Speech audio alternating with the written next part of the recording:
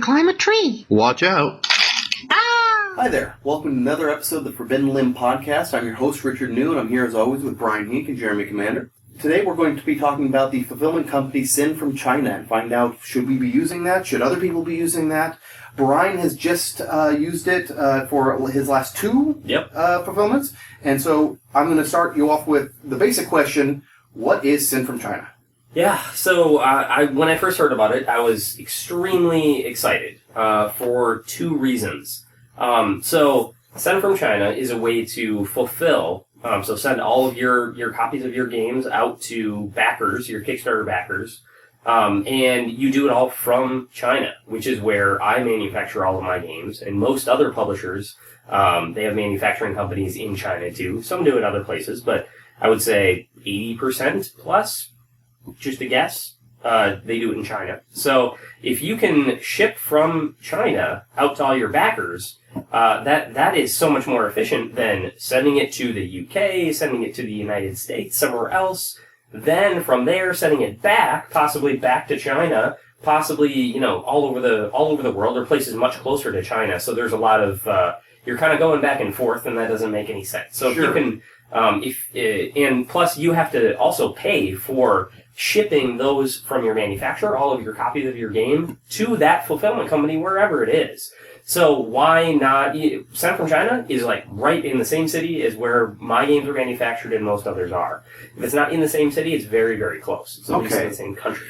So if you have a bunch of backers in the U.S., why would it not be better off to send them as a batch to the U.S. and then ship them out from there? You could, but you still have to pay for that shipment from your manufacturing plant to that fulfillment company in the U.S., then from there out to all of your backers. Okay. Right, with the way I do it now, so like one of the games that I fulfilled with them was with Panda, and Panda Manufacturing. Mm-hmm. And so they actually have a partnership with Send from China so that they get to, they will pick it up for free from the plant, or the plant will drop it off for free. So it's completely free for me to get my copies from the manufacturing plant to my fulfillment company. Okay. There's no cost there. Okay. Whereas from the U.S., I still have to pay a lot of money to get those games shipped to that fulfillment company in the U.S. Okay. Then out from there. So I would have to get a huge cost savings for that to make sense. I'll go over one more upside. Okay. So cost is great. It's cheaper than any fulfillment service that I've looked into. Shipwire, Amazon, it's the postage costs are way, way cheaper than any of those. There are some additional costs that they have that some of those other companies don't have. But overall, it's still cheap. As soon as I'm done manufacturing, the next day, I can have those games in the fulfillment center, getting ready to go out to all my backers. Okay. So instead of having it take 6 weeks to go on a boat from China to the U.S., or to travel, by whatever method over to the UK, I get to start fulfilling immediately after manufacturing. So normally you are on a Kickstarter campaign, and you see, oh great, manufacturing is complete. Awesome. And then that it's still going to be a couple months before I get it, because it usually has to go, on a boat somewhere for 6 weeks and then start fulfilling. So here you don't have to wait. It's done and immediately start getting. So as soon as that last copy comes off the manufacturing line, my first backer can have it in a week. Okay. So, I know you've talked about that several times, about backing campaign and then waiting months to see your game, if ever. Yeah, there's been all kinds of delays. Gil Hoba just did a pharmaceutical game on Kickstarter, which name is escaping me there, and he did an interesting Kickstarter update. He said, hey, track the boat. Wondering where your game is? It's on the boat crossing the Pacific right now, and he sent out to his Kickstarter backers a link where you can go and see like the GPS coordinates of the boat, where it is. Cool. It works across the ocean. I've seen Dice Hate Me do Refresh. Yeah. I've seen a few campaigns do where because of a port strike or a longshoreman dispute, their boat got held up in port or just outside of port. And now they're like, oh yeah, we're delayed by so many weeks because we can't even get into port. Our boat is just like waiting to unload. Or Tasty Minstrel just had one where they got like selected for the customs inspection. Oh, customs has selected us to audit our entire container and go through the whole thing, and that's going to delay us by like another few weeks. And so if you don't have to ship across the ocean, you don't have to go through customs and possibly get delayed there. You don't have to worry about longshoremen strikes or, some of the port being congested or, bad weather delaying the boat or anything like that. So you can you can cut a lot of time off the fulfillment on your game, potentially. And fulfillment takes a long time. So when I'm sending out to my backers, it's still, even coming from China, it's going to take a month, for everybody to get their copies. Mm-hmm. But during that month, I have the rest of my games, my non-Kickstarter games, on a boat going from China to my main distribution in the U.S. So it shortens the time that anyone who hears the buzz about your game and the backers saying, "Oh, this was great! I love this game. It turned out so great." It shortens the window that they have to wait and lose interest before they can get their own copy. Yeah, it's like perfect. So like my backers are getting it, and then a couple weeks after manufacturing completes, so over the next month they're starting to get it, and then as soon as they start getting buzzed and start talking about it, now my distribution has it, and they're starting to sell it to distributors. And then off to retailers. And so during that time, they're just starting to hear about this game, hearing about people hopefully really enjoying it, and that is just going to add to the sales and really keep that buzz going. Whereas if otherwise, you have a campaign complete, and then now wait, 2 months before it even starts going out to your first players, your first backers, to start getting it. And so there's just a huge delay there. And then you might start selling to distributors or retailers like at the same time as people are getting their games, and they haven't had a chance to play them enough, start getting reviews and that kind of thing out there. So the timing of this is just beautiful. Because if the big shipment goes to the U.S. fulfillment center, which then sends it to retailers and all the backers, there's a very good chance the store will have it before the backer does. Yeah. And that feels really bad. Yes. But too. In the case of New Salem, you were even able to sell that at Gen Con. Yep. Because all the packages were already in the mail or on their way out to backers. Yep. Before that happens. Right. Those wheels are already turning, and a bunch of backers already had their New Salem before Gen Con happened. Some had to wait, during or after, but depending on the mail and the postage. But that was give the freedom to do that. Versus because maybe some retailer buys a big crate of games and they pay for faster shipping. Yep. And so they would get it from the U.S. Fulfillment Center sooner than I, the backer, do. Yep. Mm-hmm. And so I can offer that in my campaign and say, you're getting your game. One of the benefits of backing, it might be a lower price, there are good things about it, but one thing is you're going to get it a month before any store gets it. And so that's a big benefit to a lot of backers. Is it time to let the other shoe drop and find out? Yes. Okay. I'm not trying to badmouth anyone, but let's find out what are the downsides. It's not all rainbows and puppies here. Yeah. So some of the costs are that you don't hear about right away. So they'll one cool thing, they have a shipping calculator, so you can see. You put in the weight of your game, the dimensions of your game, and then which country you're shipping it to. So from and to. So from is always going to be the China warehouse in Shenzhen. Mm-hmm. But then to, you could say France, Germany, US, Canada, and then it will tell you exactly how much it's going to cost using usually about 20 different carriers. There's a whole bunch of carriers you can use to ship from China, sent from China, out to your backers. And so you can use, different services within a carrier too. So a carrier in the U.S., people know carriers in the U.S. I'd be familiar with would be like DHL, FedEx, the Postal Service, UPS. In China, so there's 20 carriers you can choose from? Yeah, well, so there's 20 different services you can use. And so some of those are the same carrier, like China Post. But there are, 20 different ones that you can choose from. There's actually, I'm sure, more than that. It's just that those are the ones that I happen to use, or there's a lot of overlap between the countries where I send them. But it'll tell you, because, if you send from China to the UK, there's the UK Post. And you can use that to go from China to there. But if I went from China to the U.S., I probably couldn't use that carrier, So it figures all of that out for you. So that's really, really cool. You can just see how much it's going to cost. You can choose which one you want to use.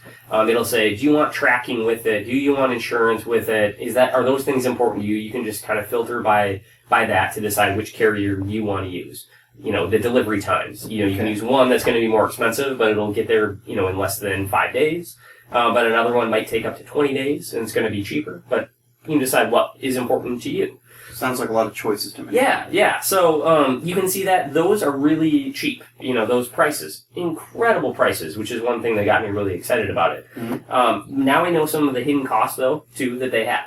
Okay. So they will also charge for insurance, and so that's pretty standard. It's gonna some of those carriers, some of those services will have insurance that you'll have to pay for, or you'll have the option of paying for. Okay. So that's one thing, especially if it's required. That's going to be an extra cost. Another thing is Send from China uses currency yuan currency. So I don't even know if I'm pronouncing that correctly. YUAN. So they use that. You have to get your currency converted to that. So they'll do that for you. It's 2.5% that they're going to charge you to do that. Okay. So then the other thing is you have to prepay for everything, which in itself is really annoying.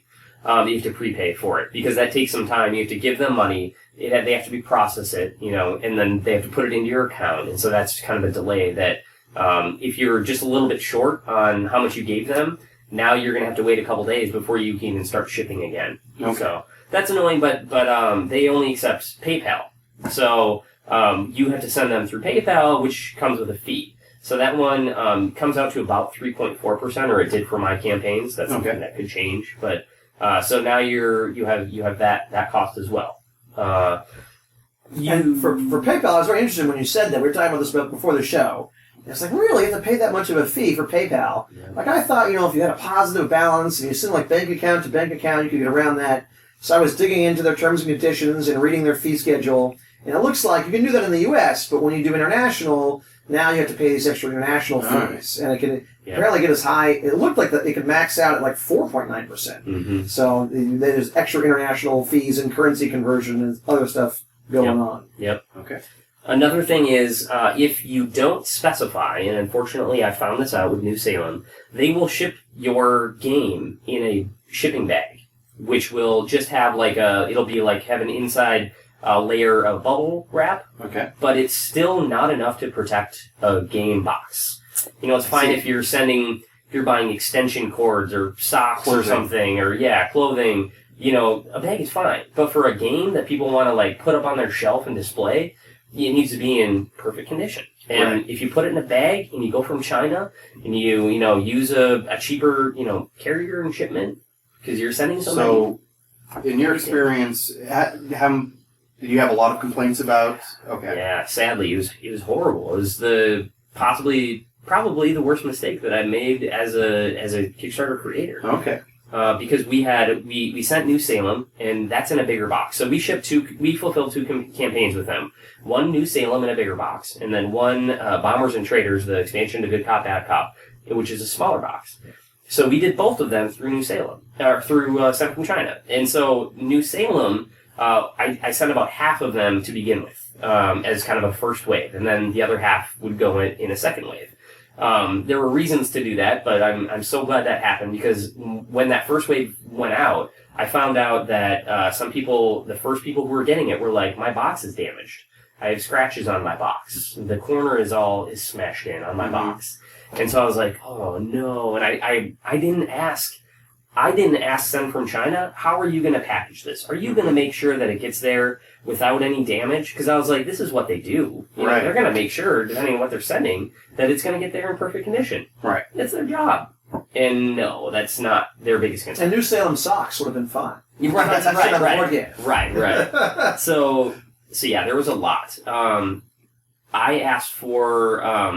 so I started seeing seeing comments on the Kickstarter campaign about it. Mm-hmm. I asked everybody, okay, if anyone got a damaged box, send me pictures of it. I want to see what this looks like. We'll figure out what to do, because I feel horrible about this. Mm-hmm. And so I did get them. I got 17 of my backers from the first wave sent me a picture of damaged boxes, and some of these boxes were really, really bad shape. So how is their customer service about...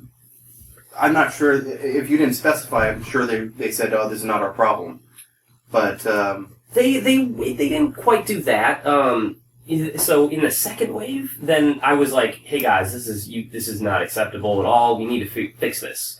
for They the were second good wave. about. They were. The Okay. second wave was very well packaged. Actually, you were in the second wave, and you got your copy. Yeah. And it was in a nice box. I think. I made a unboxing video Mm-hmm. because I know Brian was worried about it. We got an unboxing video for Brian and Clayton and put it up on YouTube. It was good, and I heard from a lot Yeah, of it was a other big people. box. I bought the game tray too, Mhm. and so that came in the box as well. So it was a big box with New Salem and the game tray and the expansion for Good Cop Bad Cop, all in one big box, and it was perfectly fine. The box was bubble wrapped in the box, so a big cardboard box, bubble wrap, 3 things on the side, and they were. I was worried, maybe at the game tray too, because it's plastic, and it's pretty thin plastic. Oh yeah, which is nice because it makes Fragile. the box. It would get smashed, but no, it was all right. So it turned out perfectly fine. So but if they know there's something to protect, they do a good job at. if you Getting tell it. them to, Okay. if you ask them, to make sure you put this in a box, like You the gotta spell it needs out. to be.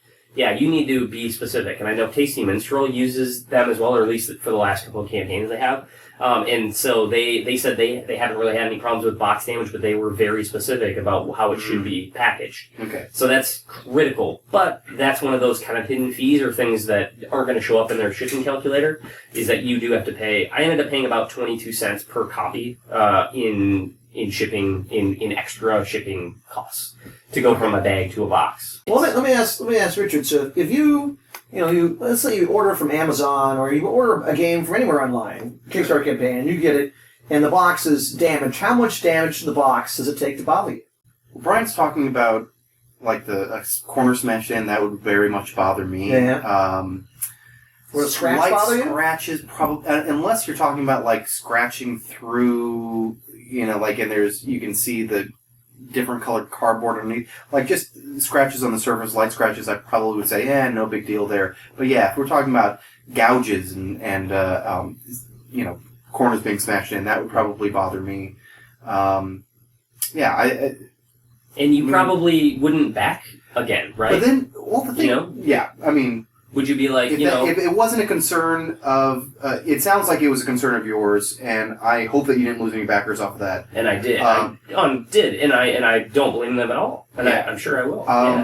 If the Kickstarter, the person who ran the Kickstarter was sort of like, well, that just happens, then they lose my backing. But, if they showed genuine concern about, that was not the intention, that was not what we wanted to happen, I'd probably give a little bit of leeway there. I understand more and more I start looking into this and learning from you guys, the more I see there is concerns and planning we've talked so many times about having your plan way ahead of time and knowing all the little details, and that sounds like a detail that you didn't know to even ask. Nope. So, I'd forgive you for that, but I've done about boxes on the show that it really annoys me when stretch goals make the game not fit in the box, or the box is a really crummy box, and there's a lot of manufacturers of crummy boxes. So I'm not a big one on my box has to be perfect. I want my game inside to be perfect. Yeah. But I know there's a lot of people out there who say, everything about it has to be nice. You want to keep it in all mint condition. Exactly. Yep. So I can understand how that could lose some people. Yep. My games are meant to be played. So if the box was scratched, I don't think I would care. Right. If the corner was a little dented, I don't think I would care. If it was really smashed in, so it was hard to get the lid on and off, that would bother me. Yeah, that's sort of what I'm talking about. Yeah, and my boxes get beat up because they all have them in a big bag together and stuff like that. And so if it happens over time, I'm like, whatever. So I talked to our manufacturer, like, hey, could we get some extra boxes printed, for people, so I can maybe send replacements, even though that's going to be expensive. And they're kind of like, well, no, we do that in big print runs. We can't just make you 20 boxes. So, maybe in our next print run we could do that and print you some extra boxes, but we can't just do a tiny little... They have to, set up all their machines, and they do that, and pay money up front to do that for before about thousands. minimum print runs. Thousands. So 1,500 is usually the most common minimum print run, and so they can't just do it. So that's all we can do is we're going to try to do that in our next print run. If we do another print run in New Salem, we printed 3,000 copies. That might be enough. I don't know. So it's kind of too bad. Here's hoping you have to. right, exactly. This one's your big moneymaker. So those are the big costs, but there's a lot of them: shipping, insurance, PayPal, currency conversion, extra packaging. So there's a lot of extra little costs in there, but still, there's other extra costs if you use Amazon to fulfill too, or ShipWire. So there's So they ship all over the world. Yep. They're anywhere. AU friendly, EU friendly. No. Definitely not. They're definitely not any. When I used them for Bombers and Traders in New Salem, they had no option for being EU friendly, AU friendly, Canada friendly, US friendly. They had nothing like that. But So those people still might have to pay tariffs or, they did. Yep. Some of my backers did. If there's usually a threshold, especially for like VAT is the most common one, where if you're over a certain amount for the cost of your declared value of the goods that you're shipping is above a certain amount, they're going to have to pay a pretty large percentage of that declared value when they go pick it up. So, Send from China did not have any of those options when we did it. But now, as of would have been late July 2015, they offered a new service where they can be EU friendly. So they are able to send it declared duty paid, DDP. Is it something duty paid?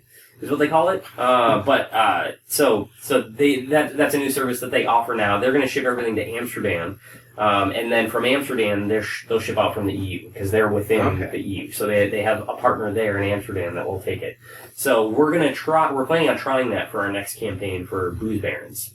Okay. So we're going to give that a try. We're going to be EU friendly. But they don't have it's also common to be Australian friendly. And so they don't have an option for that. It's also common to be Canadian friendly, and there isn't an option for that. Speaking of Canada, please. I want to tell you a story that illustrates the quirks of taxes and shipping treaty, postal treaties, all that stuff. So countries all have postal treaties with each other for the postal interchange and how much postage they're going to charge each other and how much it causes that. And so I met Tracy Barnett at Gen Con. He was on some panels with me. We were speaking at Gen Con, and he's an RPG author. And he did an RPG book he did through Drive-Thru Cards, a print-on-demand service. And it turns out that it was cheaper for them to fulfill their Canadian orders from Drive-Thru Cards, a partner in the UK, than it was from the US. It cost less money to mail these RPG books from Britain to Canada than it did to go from the US to Canada. And he said it was about $5 to go from the UK to Canada, versus $16 to go from the U.S. to Canada. Even though it had to cross the ocean, because the way the tax laws and the postal treaties are structured, it was cheaper to go EU to Canada. Sorry, the UK into Canada, because they're both subject to the Crown and they have a friendly postal treaty and they have a better relationship that way. So thanks to Tracy Barnett is the other Tracy on Twitter. I want to give him a shout out for sharing that information that may save people a lot of money. Anything else about their customer service that you wanted to mention? So them being based in China, there's a little bit of, language barrier. So when I send them an email, it's very important for me to be precise about things like packaging. But sometimes I get a response that I don't quite understand. And it's just because, English isn't their primary language. So that's something where you just need to ask more questions if you don't completely understand, and don't just be like, I think I got it. I think we're on the same page here. Just keep asking questions. But like everything we've said, make sure you know for sure. Yeah. And one challenge, though, is that they're in a different time zone. Okay. And they only work Monday through Friday. So if you have a question on, Thursday night, you're not going to hear an answer until your Sunday if you're in the U.S. Mm-hmm. So that's kind of a big deal. And if I have a very important question today, even if it's on Monday, I can ask them, and the soonest I would get a response would be that night while I'm sleeping. Mm-hmm. So then I can get that response the next day, and then maybe I have a follow-up question, so I write it, and then now it's going to be another day before I hear back. Right. If I'm lucky, if we haven't hit the weekend. And then once in a while, sometimes I don't hear back the next day. So you want to start your communication way before you're ready to go. All so your that questions you can answered. Okay. Yeah. Well, thank you guys for joining us today. We were talking about the fulfillment company Send from China. I've been your host, Richard New. This is Jeremy Commander and Brian Hink. I'll see you across the table sometime. Hey, Richard here to remind you to check out our guild on BoardGameGeek.com. Search for Forbidden Limb under podcasts. Drop us an idea for a future episode or comment on a previous entry. And if you feel like supporting us, you can go to Patreon.com. That's Patreon.com. Search for Forbidden Limb there as well. Donations are used for equipment to improve the presentation of our podcast. Thanks for watching or listening. Thanks so much for watching the Dice Tower videos. Find more great videos and reviews as well as our top-rated audio podcast at Dicetower.com. You can also find other great shows at Dicetowernetwork.com. I'm Eric Summerer, and you've been watching The Dice Tower. The Dice Tower is sponsored by Cool Stuff Inc., where you can find great games for great prices. Cool stuff in stock. Check them out at CoolStuffInc.com.